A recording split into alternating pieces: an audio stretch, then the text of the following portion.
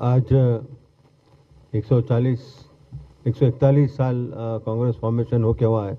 मैं पूरे लोग को, जितने भी कांग्रेस के पार्टी वर्कर्स है, कितने भी मेंबर्स हैं और जितने भी लोग हैं, उनको पहले तो बहुत बहुत मुबारकबाद देता हूँ आज के दिन का।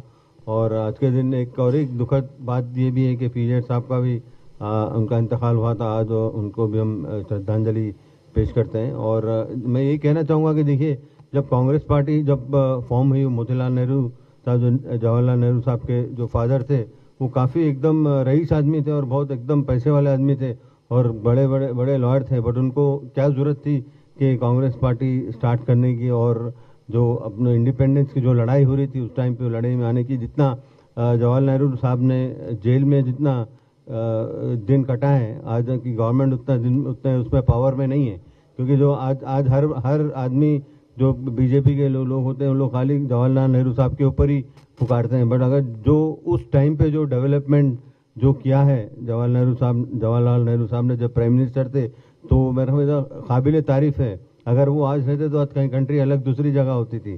क्योंकि आज ज़्यादा उस टाइम पे तो जब भी हमको इंडिपेंडेंस मिला था उस टाइम उतने फंड्स भी ज़्यादा उतना नहीं थे। उसके बावजूद में उनका जो विज़न था, उन्होंने जो विज़न लेके जो काम किया है, उसके बाद में इंदिरा गांधी मैडम आए, उसके बाद में जैसा विवेक साहब ने भी कहा और पूनम साहब ने भी कहा, उन्होंने भी आए, तो उन्होंने हर प्राइम मिनिस्टर एक अपना एक अलग तरीके से काम किया है। और जब भी वो प्राइम मिनिस्टर बने, कोई ना कोई नई स्कीम लाए और पब्लिक को फ़ायदा किया। क्योंकि कांग्रेस पार्टी सेक्युलर पार्टी है। देखिए, यहाँ पे हिंदू, मुस्लिम, सिख ईसाई के बारे में कुछ ऐसा वो है ही नहीं। क्योंकि एक सेक्युलर पार्टी है। हर पार्टी ज़्यादातर गरीब लोगों के साथ ये पार्टी है। क्योंकि अगर आप देखेंगे, जैसा कि विवेक साहब ने कहा, इंदिरा गांधी मैडम आए तो उन्होंने गरीबी हटाओ का नारा दिए। लाल बहादुर शास्त्री जब थे, वो भी बहुत बड़े प्राइम मिनिस्टर, उन्होंने जय जवान जय किसान का नारा उन्होंने दिया था। और उसके बाद में जब राजीव जी आए तो उसके बाद में तो एकदम अलग ही हो गया। क्योंकि जो आईटी का बिजनेस हुआ, जो आईटी का डेवलपमेंट हुआ,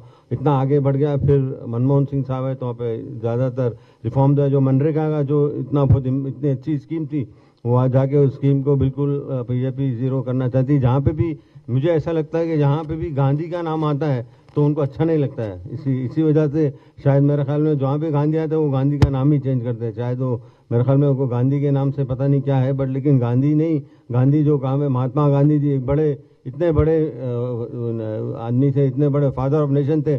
अगर आप देखेंगे तो उनका मैं जहाँ तक कि मेरा सोच है कि 82 84 कंट्रीज़ में उनका स्टैचू है। शायद कोई भी वर्ल्ड के लीडर का इतना नहीं होगा। क्योंकि हर कंट्री उनको मानती थी और हम इंडिया भी उनको फादर ऑफ नेशन करते।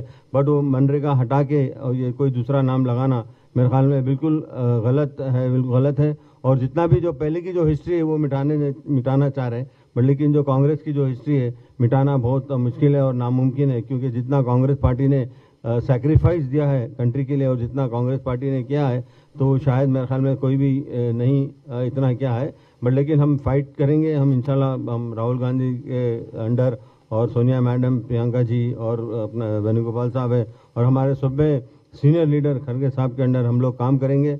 और हम लोग बिल्कुल देश के लिए काम करेंगे। और जितने भी बहुत बड़े बड़े लीडर और आ चुके हैं, खान अब्दुल गफ्फार खान भी थे, शोएबुल्लाह साहब भी थे और जितने बहुत से बड़े लीडर थे, उसमें आज सरदार वल्लभ भाई पटेल के बारे में वो बोलते हैं, वो भी कांग्रेस ही थे। उन्होंने ही आरएसएस के लिए उन्होंने बैन किया था।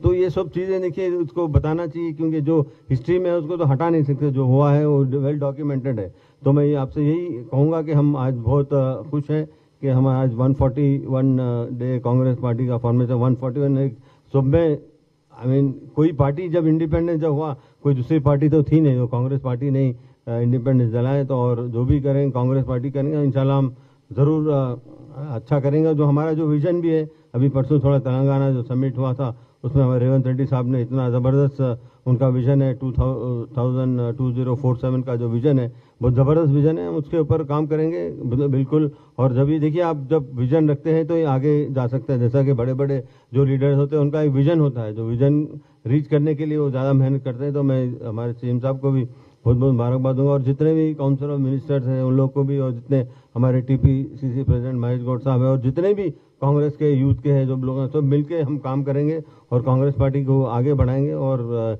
इंशाल्लाह आप देखेंगे कि 2029 में इंशाल्लाह कांग्रेस पार्टी ज़रूर आएगी।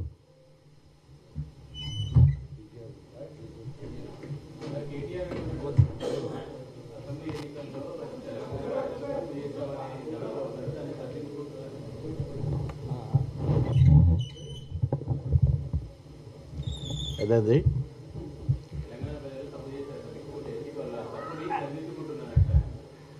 అందుకే మళ్ళీ మళ్ళీ తప్పు పార్లమెంట్ ఎన్నికల ఫలితాలు తెలిసినవి కూడా మళ్ళీ అట్లా మాట్లాడుతున్నారు. తదుపరి ఎమ్మెల్సీ ఎన్నికల్లో వాళ్ళకి అభ్యర్థులు కూడా దొరకని పరిస్థితి, జరిగిన ఉప ఎన్నికల్లో పరిస్థితి. వాళ్ళే చెప్పిండు మీకు ఇది రెఫరెండమా అని. రెఫరెండమా అని అడిగినారు వాళ్ళు.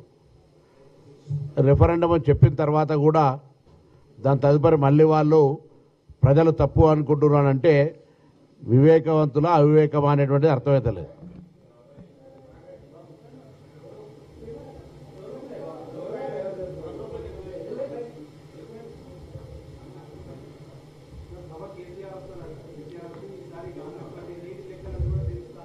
సంతోషం రావాలని, బాధ్యత గల ప్రతిపక్షం తెలంగాణలో ఉండాలని, అసలు దేశవ్యాప్తంగా కాంగ్రెస్ పార్టీ సమర్థవంతమైన ప్రతిపక్షం ఉండాలని కోరుకున్న నాయకత్వం జవహర్లాల్ నెహ్రూ గారు కావచ్చు, ఇందిరాగాంధీ గారు కావచ్చు, రాజీవ్ గాంధీ గారు అయినా ఆనాడు ప్రతిపక్షంలో ఉంటే వాజ్పేయి గారికి ఇచ్చేటువంటి విలువ.